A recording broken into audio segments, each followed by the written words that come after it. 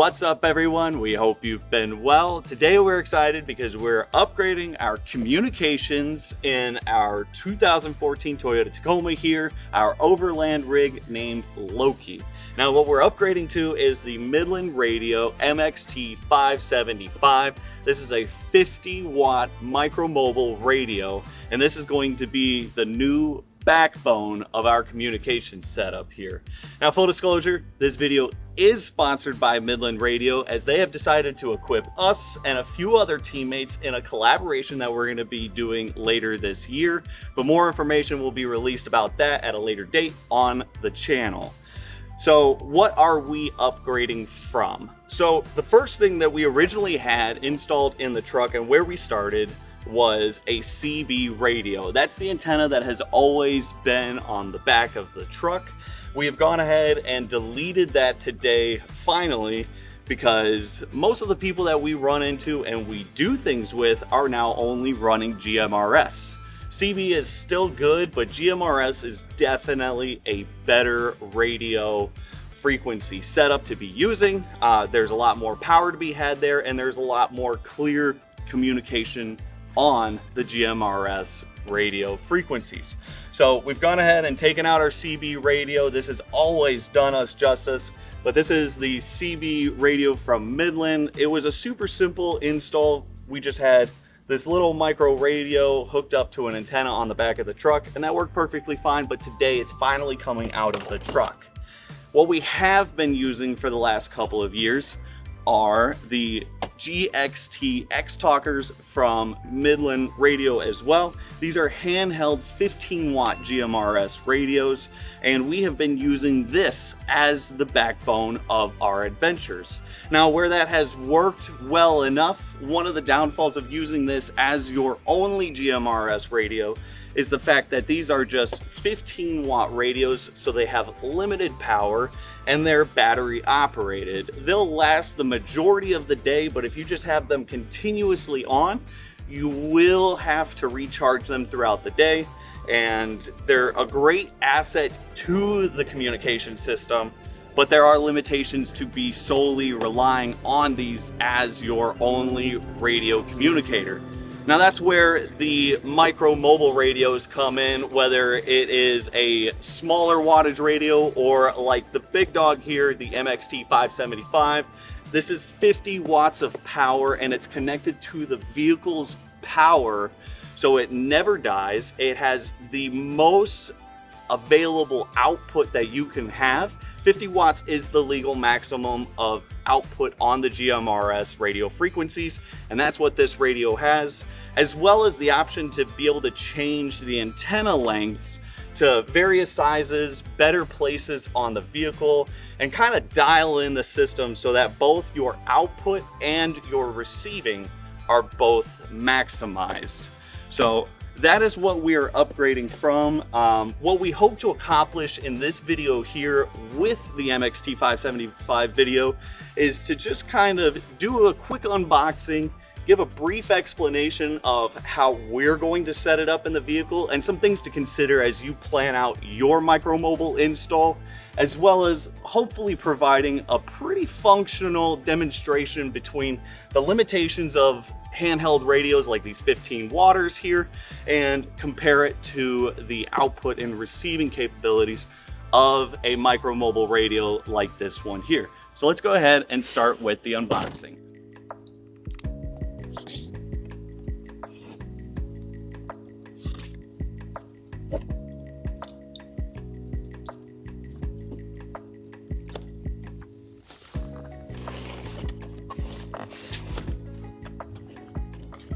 So opening the box here, let's take a look and see what we have. We've got some information and a sticker. This here looks like it's the radio. Then you have the control microphone,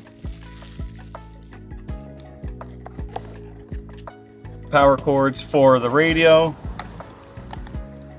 This is a double-sided taped radio mount. Screws for mounting the radio. This is the cable and magnetic base for the antenna, as well as the antenna that the radio comes with. Just a nice, short, little discrete antenna here. And that is everything that is inside the box. Vehicle mounted radios can seem a little intimidating, but these new micromobile radios from Midland, the GMRS ones here, are actually pretty straightforward. You just have to figure out where you want to mount the radio here. They give you some screws, and there is this bracket that is housing the radio.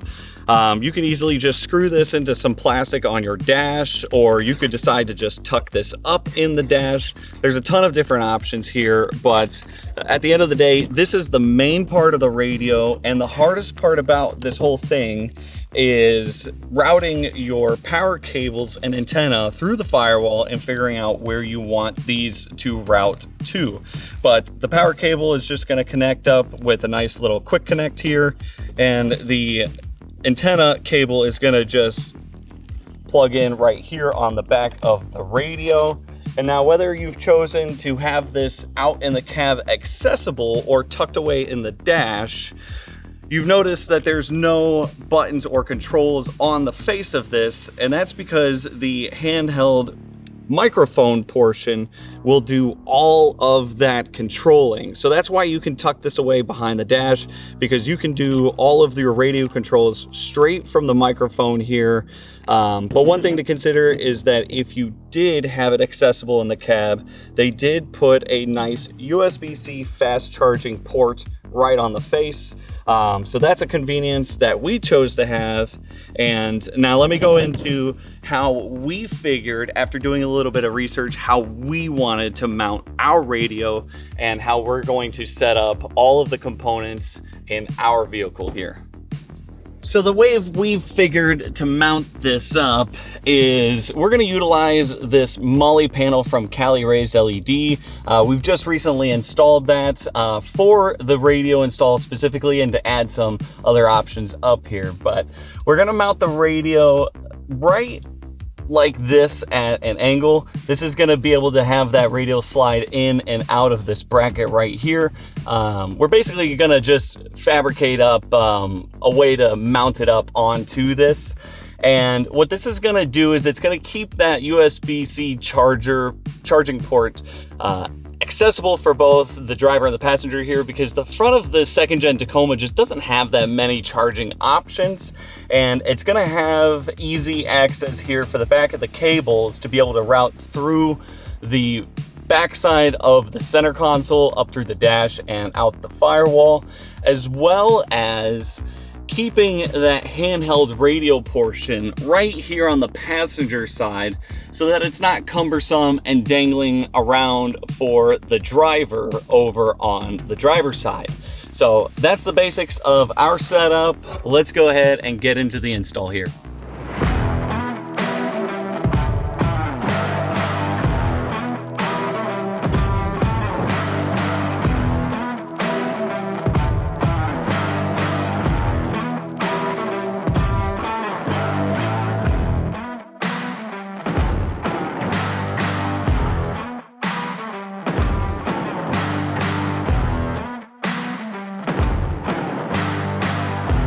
Look, I'm gonna guide you, just keep holding it. Alright. No.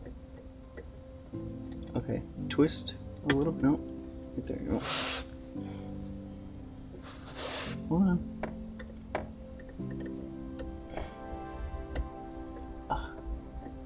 There we go.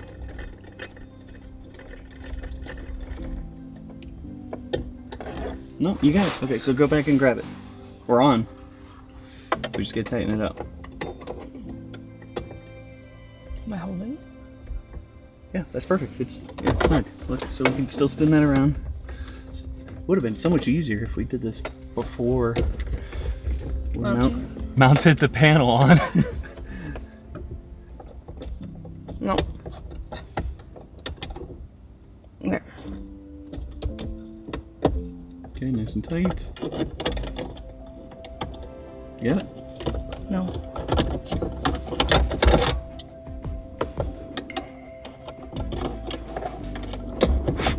Here, flip them around. Can you flip them around, because that button's keeping you off the. You see what I'm saying? This is flatter side. Better? Yeah, better. I didn't know that was there. There we go.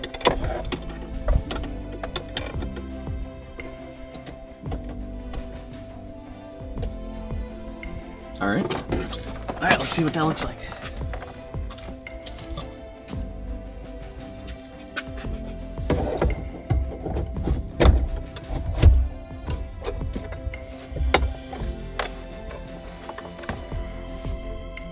Perfect.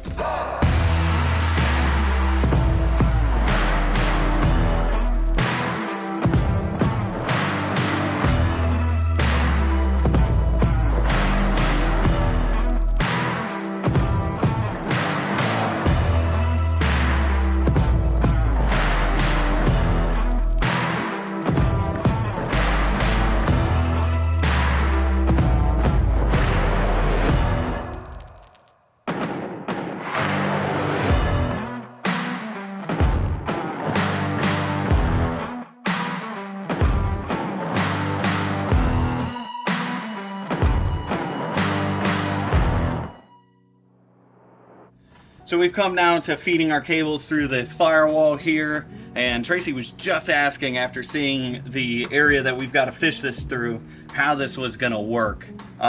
If you've never looked at the grommet where the electrical goes between the cab and the engine bay here, it's a real tight rubber seal to keep the elements out of the cab and to let all that stuff pass through the firewall there. Typically you can kind of push your finger in there, widen it up a bit. It's nice having these electrical fishing sticks so that way you can feed these through and then just grab it out underneath the dash there. But after seeing this area, Tracy was asking how the heck we were going to get these two connectors through the firewall.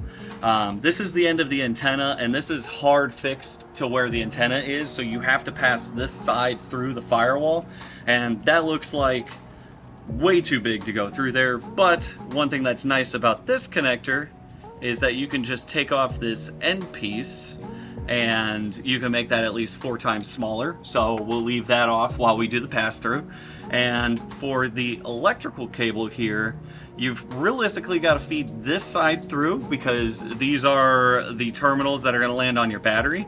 And just a little ways past them, you've got these 2 inline fuses, and those are definitely not going to go through that firewall grommet. So one little trick with these simple little connectors is you can make them a lot smaller. We're just going to identify this negative side with just, you know, a couple little Sharpie marks just to make sure we get it all right when we put it back. But they're just some metal blade terminals that are just grabbing a slot inside these little plastic housings. So if you just take something long and flat, like say the end of a zip tie, you can see in there where that prong is, and you can pretty much push that tab down so you can pull these out and then put it all back together on the inside of the cab. Sometimes a little tricky, but that's, again, 4 times smaller of a thing to pass through the firewall there. So then we'll just get that all taped up. And if you weren't able to do that, worst case scenario, you just have to cut these and connect them back on inside the cab, but that's not ideal. It's just another termination or connection point that just doesn't need to be there. So now we can get these all nice and tapered up and taped onto our fish rod so that it's as small of a package as possible to make this as easy as possible.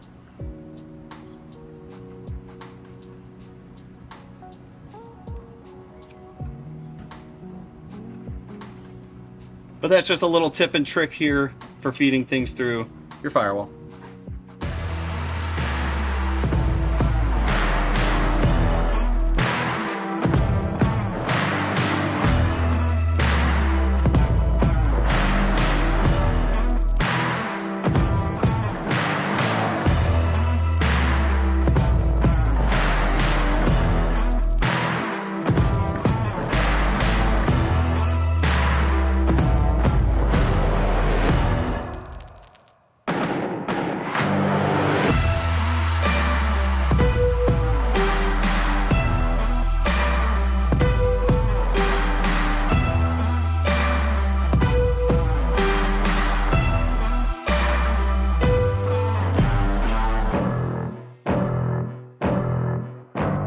last and final step here, plugging in and hanging our handheld microphone.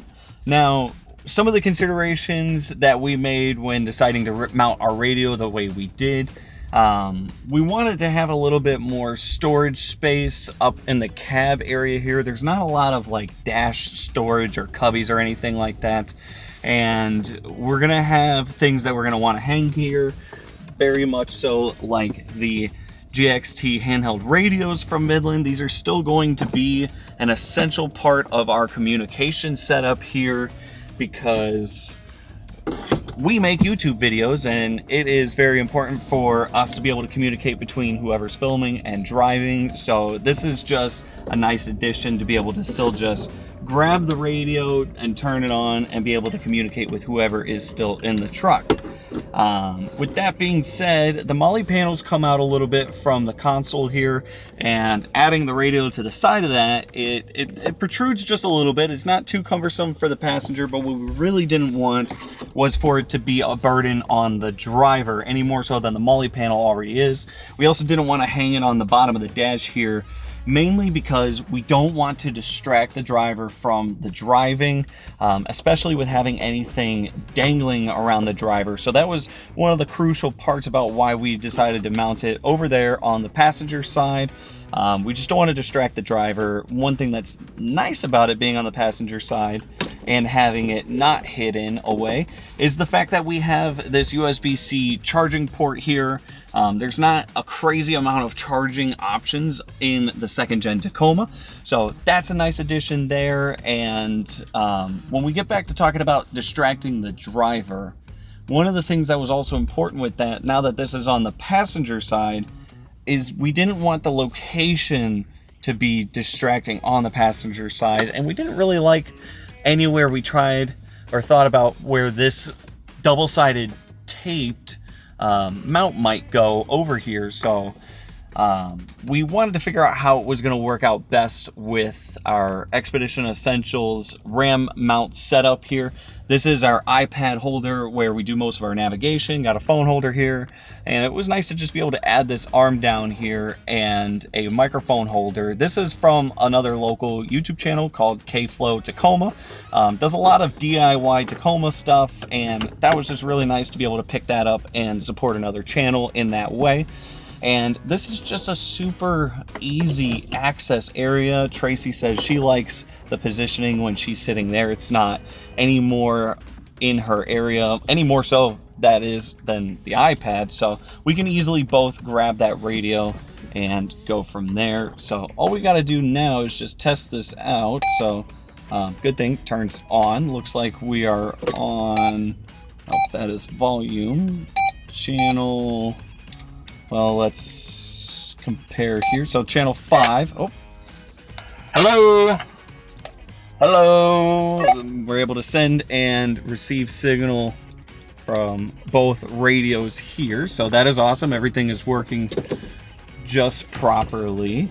We're really looking forward to getting some testing. So the next thing we're going to do is we're going to head over to a local spot, probably on another day, and we're going to just do a little bit of functional testing between the radio's distance and trying to communicate from the new micromobile radio to some of the handhelds, and just kind of play around with how much more we're able to get out of this. The way we're thinking about it, we're hoping that it works out properly there. But that there is our Midland Radio MXT575 install. We hope you like that, and let's go do some testing now. Let's head on over there. So it's been a couple weeks since we first installed the Midland MTX575 radio in the truck, and we made it here to Tosahatchee Wildlife Management Area where we plan to do our functional radio testing. So a couple of reasons why we picked this area is because it has a super long, straight stretch of road with minimal obstructions. So the only thing is that there's power lines along the road, which may actually affect our testing, but we'll have to see about that. Another issue that we've sort of had to figure out once we got here is that they do have a road closure slightly down further from where we are right now due to flooding and washouts. And so we're not able to have our distance be as far. So that might also limit our testing availability in this video. Now, how this testing is going to work out is both Tracy and I are going to have our handheld radios. Remember, this is what we've been relying on. And we're going to be on a speakerphone call as I drive away and start putting distance between Tracy here and me driving away down on the road. Now, we're going to see where the handhelds drop out communication. And at that point, I'm going to switch over to the MXT575, the micro mobile radio, and hopefully we should be able to continue our conversation on the radios just a little bit further. But the speakerphone call is what's going to let us know that we're no longer sending and receiving like we intend on the handheld radios. Earlier, I did mention that the handheld radios are 15 watts, and that is not the case. Midland Radio actually only provides a 36-mile range on the handheld radios and no wattage. That is comparable to the MXT575's range of 76 miles unobstructed line of sight. And well, we know the MXT575 is 50 watts, and that's the highest output that we can have. Now, the other thing that's going to hinder the handheld radio's ability to communicate between each other is the fact that I will be in a vehicle, a metal box, and that actually hinders the ability to send a signal and receive a signal through that quite a bit, more than most people realize. And that's another benefit of the micro mobile radio, is that the fact that that antenna is externally mounted. So it's on the roof of the truck. It's got a good ground plane. We should be able to communicate much further than when the handhelds drop out, but that's part of the functional testing, and that's what we are going to find out. So just a couple things about GMRS before we get started. It is, you do have to have a license to use it. It's $35 as of the making of this video, and it covers you and your immediate family, and it lasts for 10 years. Couple other things is that there are high power channels and low power channels, and so typically channels 1 through 7 are recommended, like if you're out with your group of people and you're not really going too far. But if you do have someone that's maybe a little farther out, you might want to switch over to the high power channels, and that's going to be between 15 and 22. So for this making of this video and our testing, we are going to choose one of the high power channels because we're hoping to get that good distance. And so we're going to try that for when we make the video. Yep, so we are on channel 17, and let's get started. Sounds good. All right, I'm going to go ahead and start driving away from you now. Okay, calling.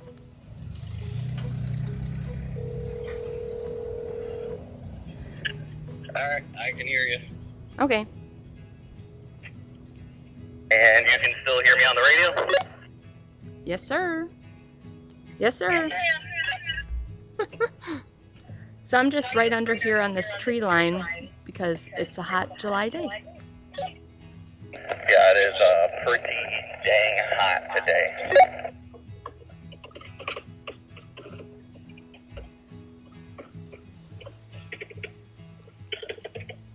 It's been 1 minute. What was that? It's been 1 minute. And half a mile. It's really pretty though. What was that? It's really pretty though. Yeah, it is. 2 minutes. Alright, I am now 1 mile away.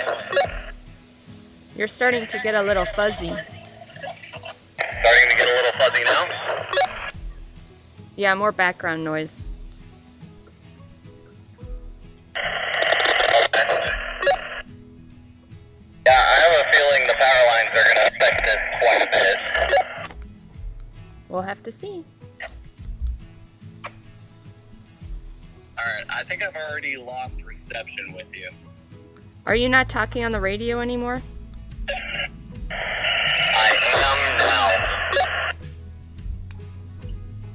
Yeah, it's a lot of white noise happening at the same time when you talk. Okay. Yeah, I bet it's the power. Realistically, even getting it clear. Alright, you're breaking up a lot. Do you want to switch over? Alright, I'm going to switch over to the 575. How's that? Can you turn off the handheld? Yeah, I just thought about that. Much more clear. There's not as much sound in the background when you talk. Yeah, I can hear you clearly too. How far are you now? It's been 4 minutes. Well, I stopped for a second when we were losing reception with the handheld, and we're at 1.5 miles now. Can you still hear me? Yep, I can still hear you. Did you mute the phone? Yeah, I did mute the phone. Oh, okay. 5 minutes. You said that's 5 minutes? Yep, 5 minutes since we've been on the call. We've now gone 2 miles. Still nice and clear. I'm actually not picking you up very well now. Like you're not getting my signal? I can hear it. It sounds pretty terrible. No, actually I'm getting a ton of static from you. So I would say that that's calling it then. How far did you get? 2.5 miles. Keep going though, because I can still hear you loud and clear. Yep. A lot of interference between the cell phones too, trying to listen and call back with the radio and all that. Yeah, definitely. Yeah, I actually heard you pretty clearly right there. Interesting. But you can still get me super clear. Yeah, you're super clear. I hear like a little feedback, but I think that's from hearing the phone and the radio or something like that. Yeah, probably. Can you still hear me on the radio? Not at all. Yeah, I have completely lost you.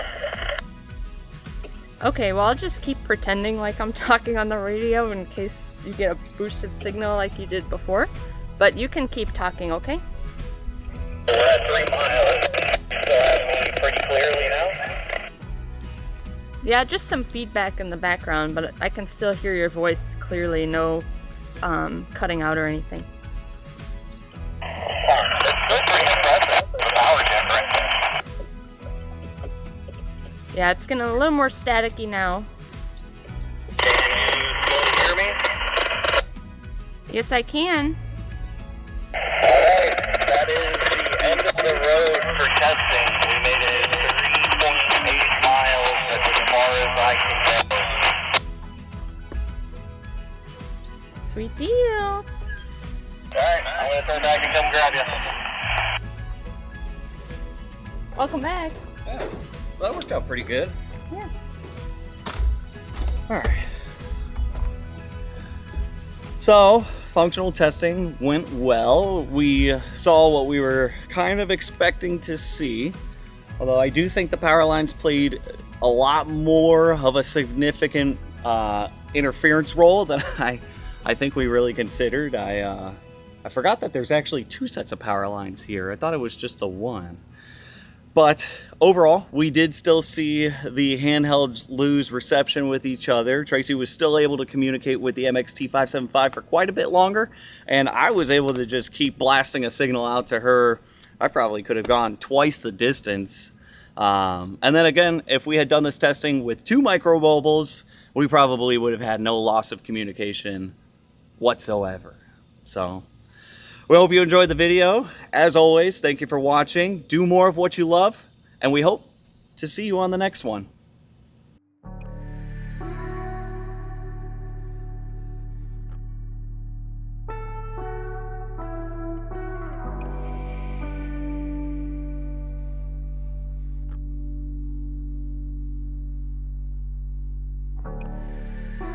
To learn more about us and find out ways to help support the adventures, visit our website, sunshinestatevikings.com. And to keep up with our adventures, be sure to subscribe and hit the notification button and follow us on Facebook and Instagram at Sunshine State Vikings.